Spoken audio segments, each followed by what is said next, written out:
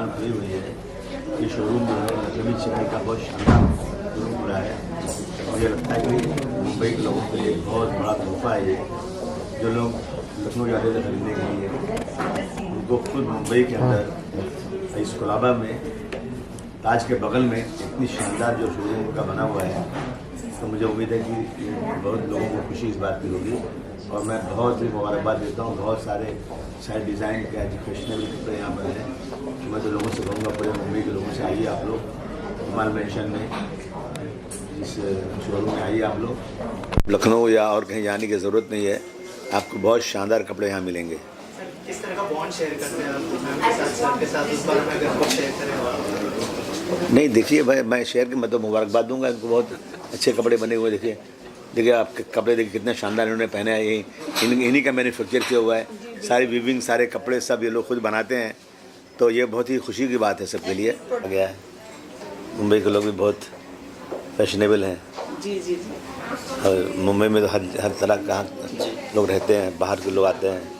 Floating population है यहाँ की। जी जी। मैं समझता हूँ कि ये बहुत अच्छा तोहफा है मुंबई के लिए। मैं बहुत मुबारकबाद देता हूँ। Thank you sir, thank you so much. Congratulations. जो मुंबई में भी खुल गया आपका शॉप, थोड़ा सा समन के बारे में अगर हमारी ऑडियंस को बताएं। जी जी, थैंक यू सो मच। आप लोग के आने का बहुत बहुत शुक्रिया।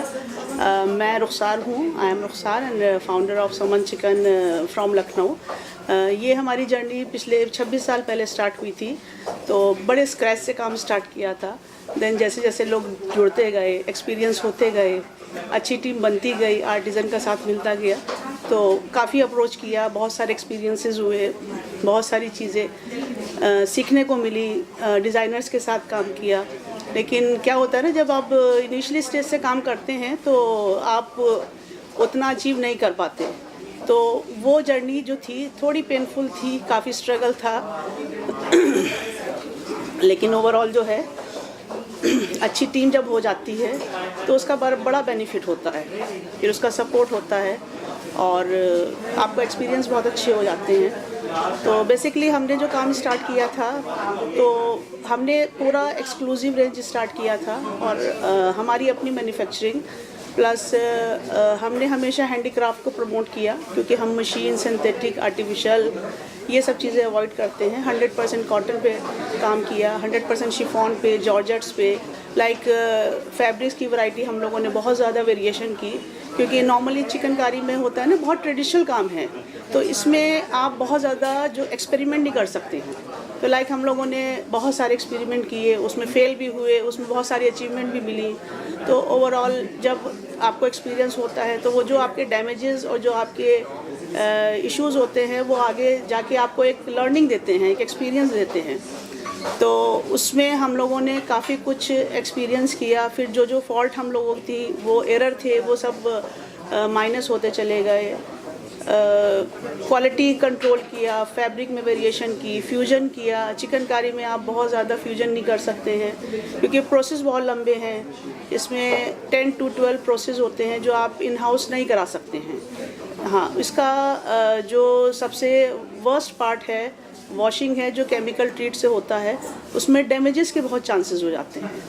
तो उसमें हम लोगों ने बहुत कंट्रोल किया कि देखिए, आप कोई भी प्रोडक्शन कर रहे हैं, अगर डैमेजेस उसमें ज़्यादा आ रहे हैं तो ऑब्वियस ही बात है आपको लॉसेस होंगे। तो उसमें बहुत सारे एक्सपीरियंस हम लोगों को हुए। धीरे धीरे प्रोडक्शन स्ट्रॉन्ग हुआ, मार्केट एक्सप्लोर किया, डिज़ाइंस पे हम लोगों ने काम किया, फैब्रिक पे काम किया, और अपने जो फ्यूजन है, लाइक हम लोगों ने अदर स्टेट्स की जितने भी क्राफ्ट थी उसको मर्ज करने की कोशिश की।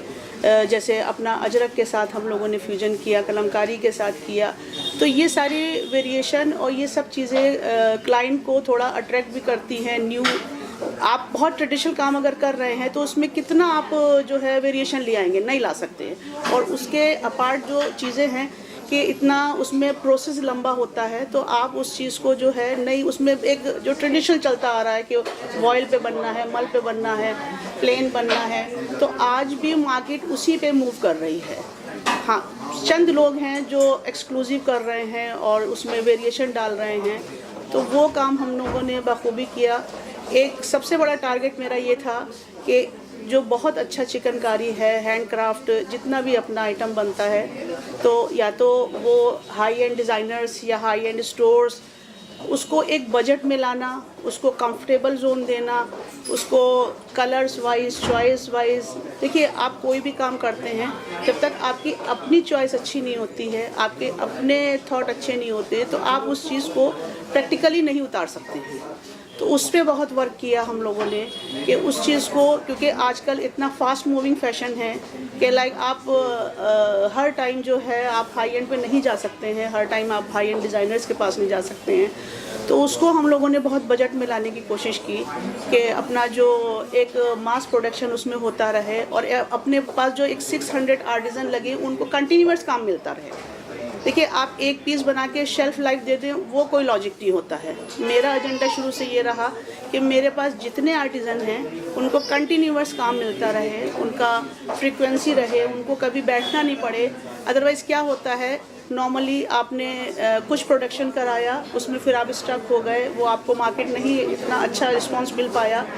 तो वो चीज़ें हम लोगों ने काफ़ी फेस किया, उसको फिर धीरे धीरे एक्सप्लोर किया कि क्लाइंट को क्या चाहिए है। क्योंकि देखिए, मैं एज अ लेडी मुझे मालूम है कि कंफर्ट क्या चीज़ होती है।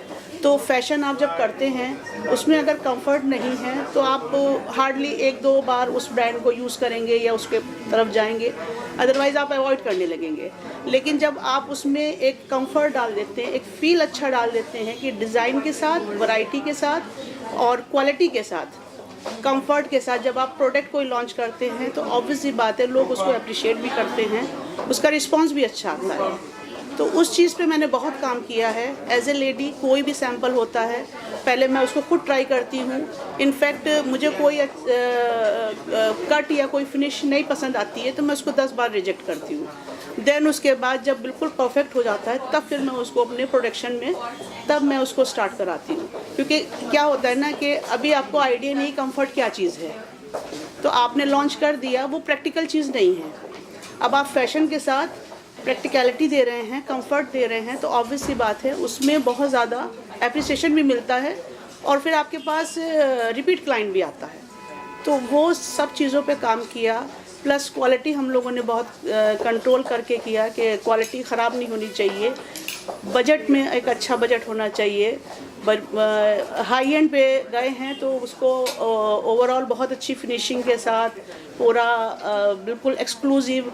अभी हमारी जो कुछ आर्टिकल ऐसे हैं जो 2-3 इयर्स में बनके कंप्लीट होते हैं, जो बहुत एक्सक्लूसिव हैं, सुपर फाइन हैं, सिंगल थ्रेड प्लाई से वो बनाए जाते हैं।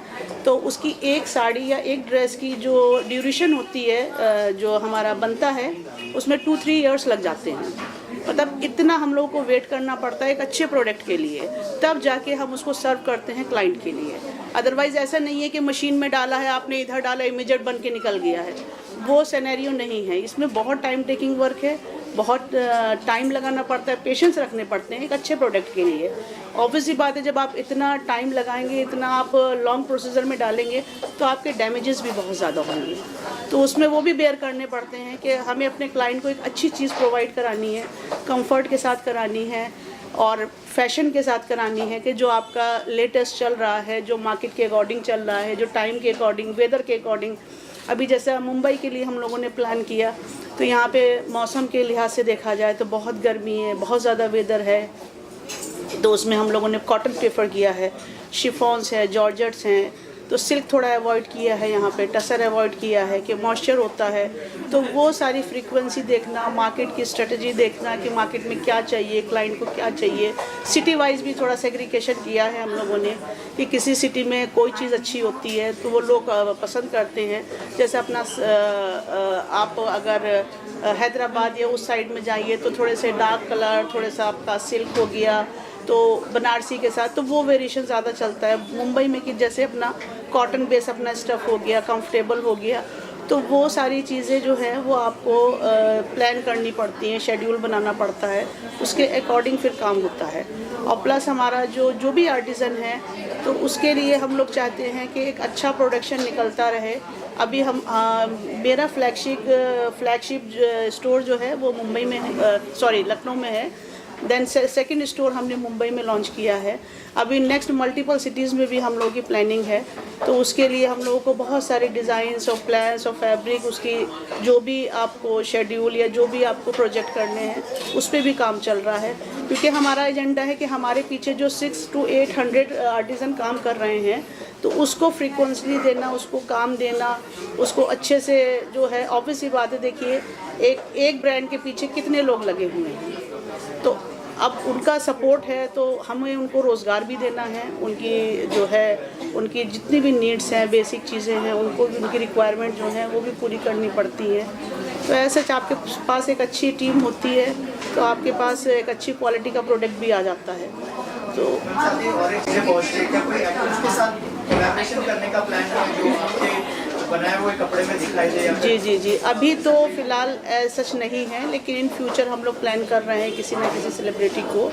और देखिए, ऑर्गेनिक तरीके से कोई हमें अप्रोच करता है वो ज़्यादा बेटर है, तो हम यही चाहेंगे कि माउथ टू वर्ड जो पब्लिसिटी होती है और ऑर्गेनिकल जो लोग आते हैं और जो टच में रहते हैं, तो उसका फीडबैक जो है वो बिल्कुल डिफरेंट हो जाता है।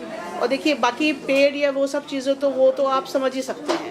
तो हमारा यही है कि हम इस तरह से प्लान करें कि हमारी ब्रांड और कंफर्ट और लोग अप्रिशिएट जो कर रहे हैं और उन तक पहुंचता है, अगर कुछ और उनसे कोई चीज़ कोलैबोरेशन होती है तो वेल एंड गुड, हम फ्यूचर में करेंगे, बिल्कुल करेंगे। Thank you so much and all the best. Thank you.